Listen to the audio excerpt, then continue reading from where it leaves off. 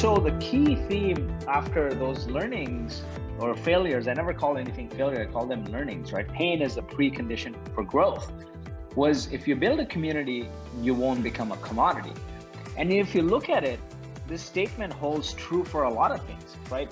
Yesterday's innovation or wow feature becomes today's option and becomes tomorrow's table stakes. I'll give you an example, the navigation system, the GPS. Back in the day, you could never get it. It was expensive. Then it became an option on vehicles. And today it's table stakes. Everyone has it. Like, you don't even put a second thought to it, right? And so how do you differentiate that? And if you look at it, why even look at technology companies, right? Look at a company like Harley Davidson. They almost went bankrupt in the 80s. And they came out from bankruptcy because they reformed the company around the principles of community.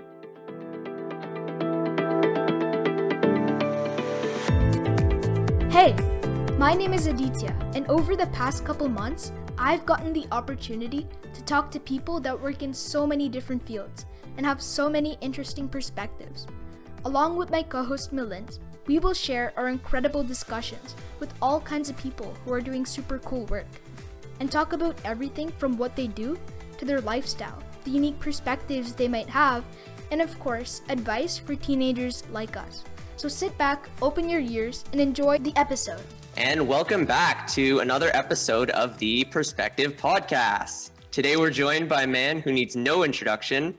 His first name is spelled as uniquely as the type of person he is, and his journey is focused on giving to others and building communities. It is the one and only Lloyed, Lloyed Lobo. Lloyd, welcome to the show. Thank you for having me. What an energetic host you are. Great introduction. Thank you. Thank you very much for being here. Now, some of our listeners might know a little bit about you, but just kind of as a little refresher, could you tell everyone watching maybe a little bit more about Lloyed Lobo and some of the really cool stuff you're working on? Definitely. Yeah. So, I'm an engineer by background. I was an immigrant, refugee of the Gulf War in the Middle East, found my way into engineering, and we can talk about all of that. And then after engineering, went into product and growth of a number of startups, started a couple of companies that failed. And then through that, found my way to Boast, and Boast has done phenomenally well. And Boast I worked on with my best friend, my co-founder, who was my partner in everything from university days, who I'd known from like 19 or 20. And we know that you were also the co-founder of Traction. What was the purpose behind Traction? Definitely. So the Traction, after doing a few startups and companies, I realized one thing, right? So my life in startups was across 4 failed outings, being 4 times failed as an exec and as a founder, right? So after I finished engineering, so here's the story. I was a refugee of the Gulf War in the 90s in Kuwait. The war broke out. And that was my first experience with community, actually, because, back then there was no internet, there was no cell phones, right? And I was maybe in grade 4 or 5, and I used to study everything last minute. And so I go studying for a math exam, and I show up and it's a geography exam, and I'm like, I'm going to fail. So summer breaks out.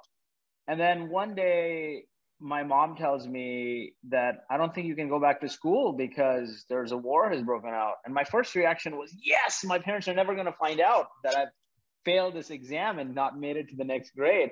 But then it started to sink in when I looked at the stress around people's faces that the war has broken out. Your currency is completely invalid.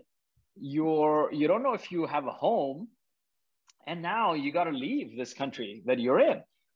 And that was my first experience with community building, because the community came together with a few leaders and literally had everyone evacuated. There was actually a Bollywood movie made on this called Airlift, right? On the story of how a community came together with a few leaders to evacuate a whole country and take them to safety. So, when I was there, families were stressed, everyone was stressed. And, what is community essentially? One person says, hey, there's a problem, raises their hand. Others are like, yeah, we agree there's a problem. Now let's get together and do something about it.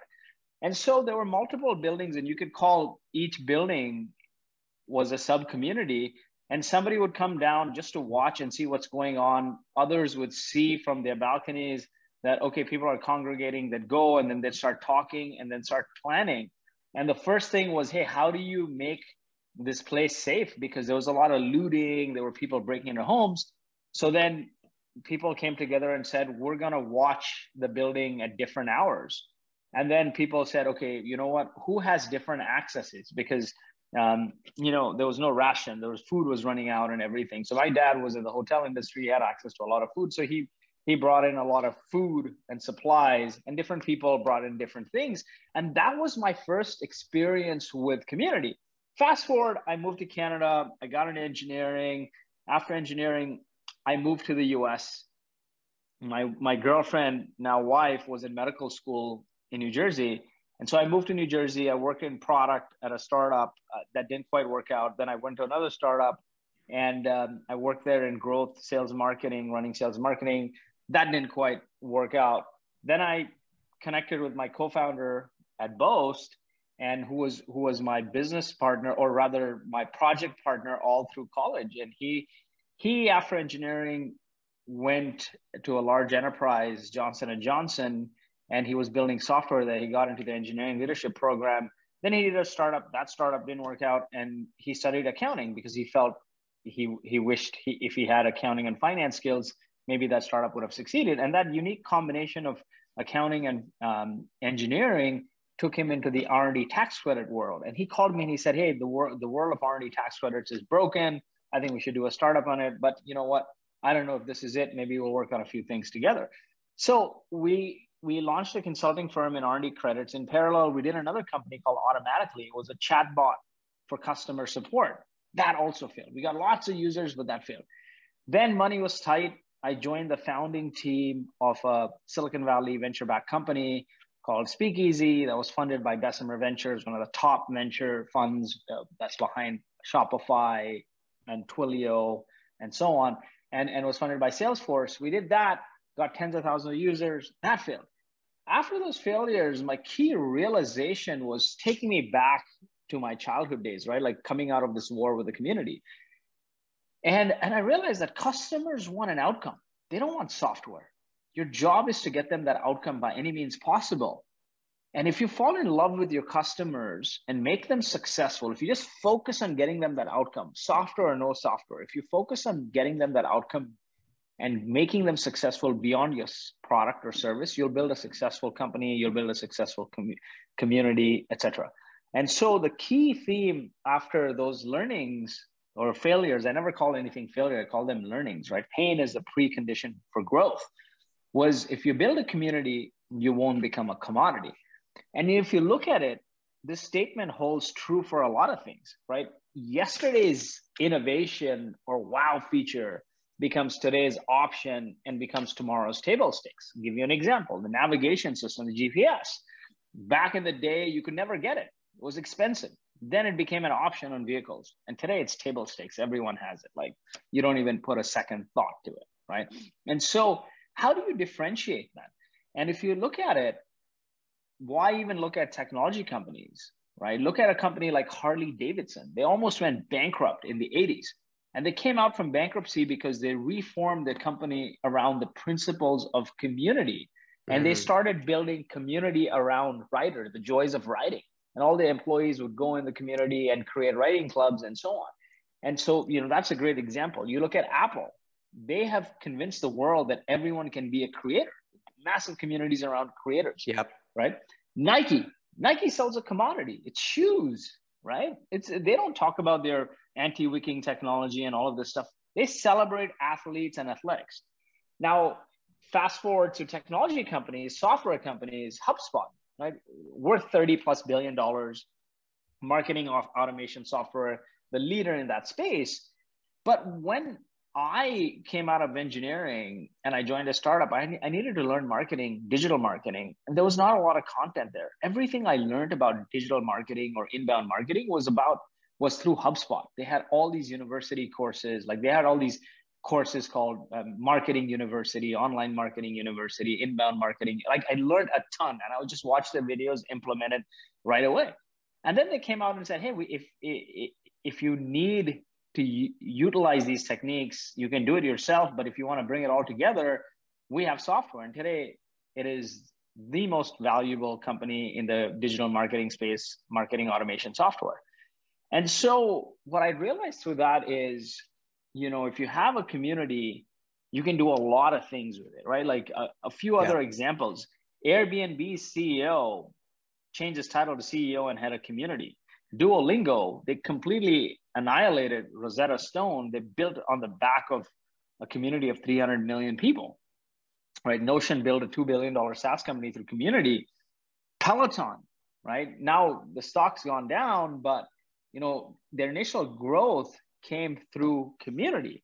And so, I often tell founders that, you're not ready to invest in growth if you don't have a customer that keeps coming to you to get a specific job done, meaning ideal customer, high retention. But if you're not there, if you don't have that product market fit, a community can help you get there, right? Like a community can help you create a category. Like HubSpot created the marketing automation category, Gainsight created the customer success category.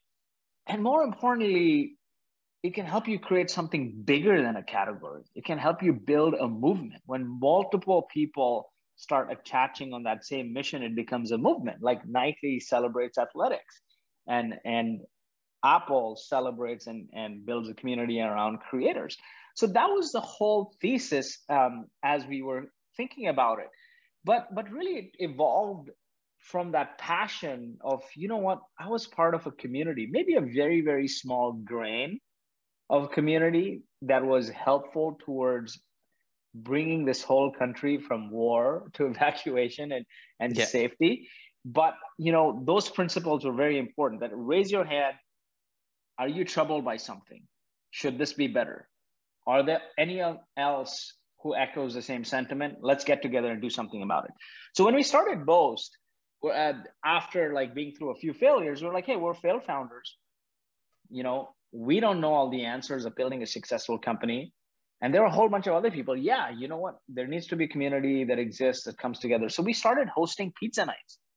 Every sort of week or other week, we'd host pizza nights. We really didn't have money, and would invite a speaker to talk on a specific, very tactical topics. Because back in the day when we started this community, a lot of the conference talks and everything was very, very high level. It wasn't tactical. Like they weren't saying how I got from A to Z. And so we'd bring these speakers behind closed doors and do these talks with Q&A, sort of like a master class followed by a mastermind group. And we'd maybe when we started, there 10, 15 people show up. And every time we'd do this, more and more and more people would show up, that eventually we said, hey, we need to now start a conference because it's getting too big. And that evolved into Traction Conf. We partnered with a nonprofit, Launch Academy, and they're an incubator with the same mission. Our mission as Boast is to help innovators become successful. Launch Academy is an incubator for startups and innovators. So it came together nicely. We hosted a conference, and fast forward today, we got over 110,000 subscribers. We host 100 events a year between 2 webinars a week, dinners in different cities, conference, and now podcast. So that's how it came together. But what's really interesting is that philosophy. If you build a community, you won't become a commodity. And the underlying theme there, fall in love with your customer, make them successful beyond your product or service. Because of that, we got our early customers. We got product feedback. We were able to hire lots and lots of people without spending money on external recruiters. We built relationships with the press. So when we did our fundraise, we got covered everywhere. So huge, huge value. And the one sentiment is, my mom grew up in the slums in India, and she had 9 siblings. They didn't even have the bathroom, right? A toilet that they could go to, right? They had to go to a public one. Yep. And, I've been there. Yeah. And, if you look at Mumbai, Mumbai is like the New York City of India. And so anytime I'd go there, they had a small, the slum, right? And I'd see new people there all the time, and I'd ask, why is this person here? You guys don't have a place for yourself. And I always hear that if you help other people, you might not get back from that person but the collective good you put out there will come back to you. And today I see my mom and all her 9 siblings are well off. All their kids are well off, and no one's living in that slum, obviously. And that formulated for me as well. If you help enough people get what you want, what they want, then you'll get everything you want. And that's a quote by the famous Zig Ziglar. The joy of giving is second to none, and you become the collective good you put out there. And I think that traction has become my life's mission of how do you help other people become successful? And to be honest, I've never thought about money. I've never thought about control. I've never thought about any of those things. And it just keeps giving and giving and giving and giving, right? And that's a wonderful thing. Absolutely. And thank you so much for such a, deep recap and background for how this all started, and, tying in with some of the community you had aspect growing up. And we know that, as you talk about it, not necessarily your failures, but, a lot of the different things that you're able to learn from. And we know that hearing from you, one of your biggest learnings actually came a little over a year ago when you were actually diagnosed with COVID. So we know that's, a big part in a lot of the changes that you've made in the recent past. So can you take us back a little bit to maybe what that journey was like and the different realizations you had about aspects of your life that maybe you weren't prioritizing as well? Yeah, definitely. So, the hard thing was I've got 3 kids. I just had a 3rd kid in September last year. But anyway, building a business is hard. And my 2 kids, I spend almost no time with them. I've got an 8-year-old, a 3-year-old. And when I was having my 3-year-old, we were expecting twins, and one passed, and the other, Amelia was born 5 months preterm. And I said, I'm going to spend a lot of time with the family. But then what happened was COVID hit after that. And, that creates a lot of fear. Is your business going to survive? What are you going to do? And then we got thrown in the middle of this fundraise, and the fundraise sucks the life out of you, and you get really busy. And so I kept telling my family that we'll celebrate after the fundraise is done. And the fundraise happens, and we're about to celebrate, and my whole family gets COVID. My wife's an ER physician at Stanford, so probably we're exposed anyway. So we all got COVID, but then Jan 2nd rolled around, and I'm unable to breathe. I wake up, I'm coughing blood. I get rushed to the hospital. They put me on oxygen. I'm admitted. I can't breathe. My lungs are hurting. My chest is hurting. My throat is hurting. I'm delirious. Oxygen levels are low. My wife, despite being a doctor in the hospital, is not allowed to see me. So she set up a 24/7 Zoom, and that freaked me out. I'm like, I think I'm going to die. That's why this is happening. It was probably the most harrowing experience of your life. And you realize a couple of things. And one of those things are, it's not the money in your bank, but the people around your tombstone that matter the most. And Absolutely. life and business is a marathon. It's not a sprint. And it's important that founders take care of themselves personally and their families, because if you play for the long haul, that's how you can build a successful company. If you try to run every day like it's a sprint, you're going to burn out, you're going to destroy your family. And that was my biggest realization. And then to talk about, the different, very extreme challenges that you've had growing up and now more recently, do you think that in someone's life that a certain amount of these tragedies or sufferings is really necessary to constantly realign your priorities, to live an exceptional life, to grow? And do you think that it is possible to learn all these lessons without a lot of these, major tragedies? Or you think that that's an integral part to this growth? I think that is a very integral part of this growth. I think everyone has their own journey. So it's hard. You can't just go and inflict pain on yourself. Mm-hmm. Right? Yeah. But, every 2 years, something or the other has happened with my life. And I sit and think, like, why? Like, just when things are good, something bad happens. And I say, you know what? Somebody else out there always has it worse, right? So you gotta appreciate for what you have. Somebody else out there always has it worse than you. And then I think, like, maybe it's my mom saying, you know what, just keep my kid grounded and humble, right? You can fail 100 times, right? But behind every failure, behind every success is years and years of failure.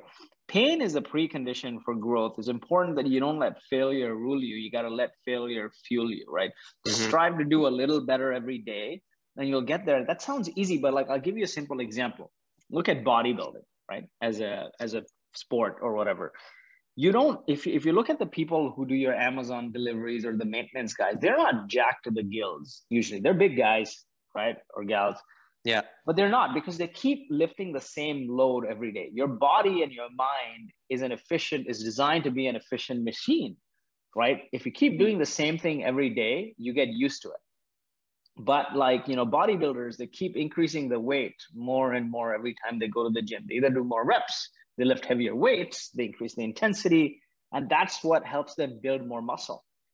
And that's what helped them grow physically. Your mind, your body is like that. Pain is the precondition for growth. It's like playing a video game, right? You keep leveling up, you reach a boss, the boss kills you, and then you start the game all over. You start the game all over, but now the second, third time, you can reach the final stage much quicker because, you've been through that. You failed at each level a few times, but you know now how to win. Life is exactly like that, right? Pain is the precondition for growth. And I tell people, like, you may not have personal tragedy, but try to do things that are particularly challenging, right?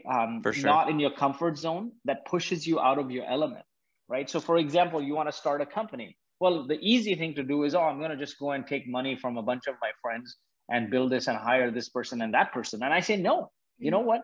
Figure out who your ideal customer is. What is the pain you think you're solving for them?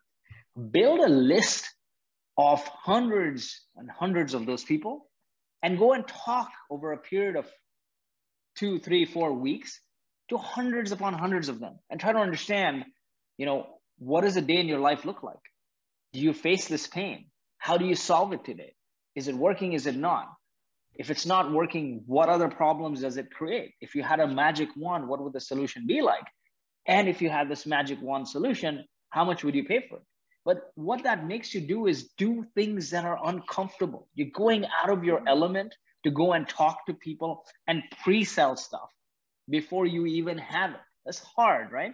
Because otherwise you're delaying the inevitable. The easy thing is, I'm going to raise a bunch of money. I'm going to hire some engineers and we're going to sit and build this to what we think should be built, right? And then you go and then you hire somebody to sell it. And if you can't sell it, nobody else can, right? So I tell people, put yourself in positions of discomfort. And it doesn't have to be business related. It could be anything else. Like you guys are creating this podcast and maybe you'll do work to drive traffic to it. Those kinds of things. Anything is painful in the beginning and it gradually gets easier and easier and you get better and better and better. Public speaking is another example. I used to hate it. I was an introverted kid, right? And then I said to myself, well, if I want to be successful and if I eventually want to be an entrepreneur, one of the best things I could do is go into sales. I hated it. I despised it. I didn't want to be in sales, but I did it and did it and did it. And I got so much better because sales is such a great skill and such a key skill as a founder. You're selling to everybody. You're selling to investors. You're pitching the media. You're recruiting people. That's also selling. You're joining sales calls. That's also selling. You're selling everybody, right? Like in a way. So, your job as a leader, the job of a leader is to build, inspire, and motivate a team to deliver. Deliver is the lagging indicator. If you treat your people with love and help them grow, they'll treat your business with love and help your business grow. So then what is the key factor in sort of inspiring, motivating people? It's communication, right? If I tell you something this month and then you don't hear from me for 1-2 months until the next town hall, you're going to be like, there's no transparency. What's going on? What's the update on this? It creates more questions, right? Like the lack of transparency creates more questions and paranoia. So you got to communicate regularly. And so communication is a great, great skill and sales help you build that.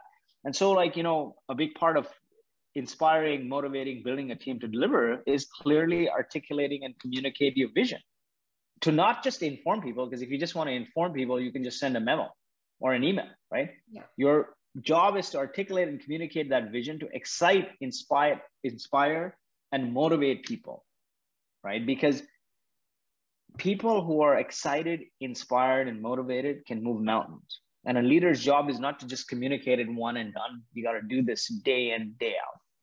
To tie everything back together, what do you think is the future of community building? What would it look like with new online platforms like blockchain, DAOs, and crypto, especially DAOs? You know, I think the verdict's out on this, right? I tell people often that you got to focus on the fundamentals. And yeah, there's a lot of online stuff. DAOs are coming out, NFTs. A good friend of mine, Eric Shu, he's created a community around NFT, all of this stuff. But ultimately, the fundamentals don't change, right? The purpose of community is to bring and connect people together. And if you focus on first principles and not the technology, you'll go very far, right? Because you'll build a following. Then you can layer on technology. People ask me all the time, oh, do I launch a Facebook group? Do I launch a Slack group? And I'm like, do one thing and do it really well. Elon Musk has this very popular quote where he says, it's important to reason from first principles rather than analogy. Right? Don't do something because other people are doing it. Boil it down to the most fundamental truths and then reason up from there. And what that means is, what are the key elements of a community? Connection, autonomy, mastery, purpose, energy, recognition, bringing people together. And what I've found, and all of these companies from Airbnb to Canva, what the key secret there is, we're in this age of sound right now, right? And if we have the video on, sound and sight, there's two senses. Mm-hmm. Anytime you incorporate more than two senses, right? Like taste, touch, smell, like we're doing in-person events.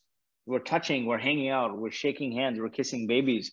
You're building stronger, deeper, more meaningful connections, right? And it's important to incorporate multiple senses. It brings a sense of delight. It creates better bonding, right? Smell, taste, touch. You're hosting an event, you're inviting people to your party, you're getting to know them better. And then you can layer on the technology for the after, right? Like, hey, I'm doing a lot of in-person events, but how do people stay in touch between in-person events and then layering on the technology? Mm-hmm. And then I really like how you talk about just kind of like boiling it down to the essentials there of, what makes us human beings enjoy certain things, about experiencing different things through these senses. And, to talk about wrapping things up here with, one more question for our virtual community at this point. So for maybe some high schoolers like us and what the majority of this audience would be, what is the one best piece of advice you could give to be prepared for the world ahead? So the one thing I'll tell you is go out there and create. And by saying create, I mean, I'm not saying go and create a tech startup. You can do that, but go out and create. Maybe that's creating a podcast like you guys. That may be creating an app or a startup if you want to go that way. But go out there and build something, because you know what? If you build something, you learn a lot. It's just not, oh, I'm building something, but you want to build that and get it out in the world. And so you got to learn how to not only build it, but also sell it, distribute it, and all kinds of things, right? If you create things, you're going to put yourself in a zone of discomfort. And when it succeeds, you're only going to get better for it. If it fails, you have learnings for the next thing. Absolutely. That's such a beautiful way to wrap things up. Thank you so much again for your time, Lloyd. Have an awesome rest of your day with your kids and your family, and know that we'll be rooting for you and wishing you all the best. Have a great day. Hey, thanks guys. Thanks so much. Wow, that was a very good conversation. My favorite point from the conversation with Lloyd was how he talked about how pain was the precondition for growth. It reminds me of anti-fragility, where you don't see failures as setbacks, but as an opportunity to grow. I'll finish it up with the quote of the month: I am more afraid of mediocrity and boredom than failure. Ray Dalio said that. Absolutely, and I think that's a great point, and I think it can go hand in hand with the advice that he gave to teens like us, which is just go out there and create. And yeah, it could seem really, really hard at first. kind of like how it was for us with this podcast. You can kind of get those feelings of, imposter syndrome or whatever it may be, that you're not good enough at something new, and, that feeling of actually struggling at something. But kind of like that mindset of needing to fail in order to grow, it's by creating content like this and doing things we're not familiar with that will allow us to have, like you talked about, that mindset of anti-fragility by, learning from our failures, being able to grow stronger afterwards too. But thanks again to Lloyd for such an amazing talk. He's a really great speaker. And for all you innovators out there looking for funding, what tremendously high standards they have for themselves in serving you all at Boast.ai. So take care, hug someone you love today, and we will catch you next time. Bye.